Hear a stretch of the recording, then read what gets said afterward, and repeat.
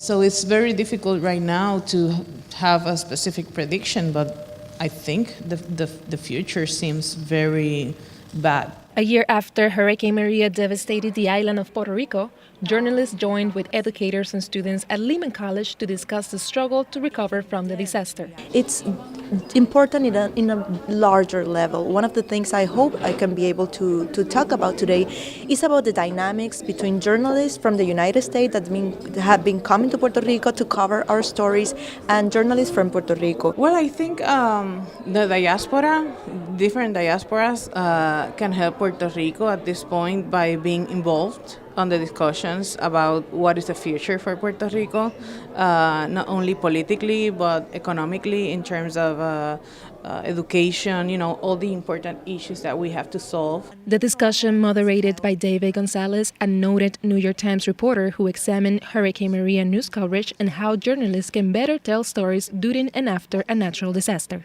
You had a lot of people from the diaspora who were able to guide coverage or advocate for coverage in newsrooms around the country. You saw that in the New York Times, you saw that at the Washington Post, at CNN, and so it made the story in some ways more urgent because you had advocates in newsrooms. There's a lot of places in remote areas that still have trouble with access to basic things like electricity and water, and that the healthcare crisis is getting worse and there's more and more doctors leaving the island. The students at Lehman College who volunteer in Puerto Rico to provide relief in the aftermath of Hurricane Maria shared their experiences working to rebuild the island.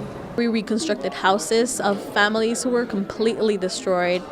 They opened their arms, they opened their houses to let us in and continue working with the program. More information on this report can be found at www.periodismoinvestigativo.com.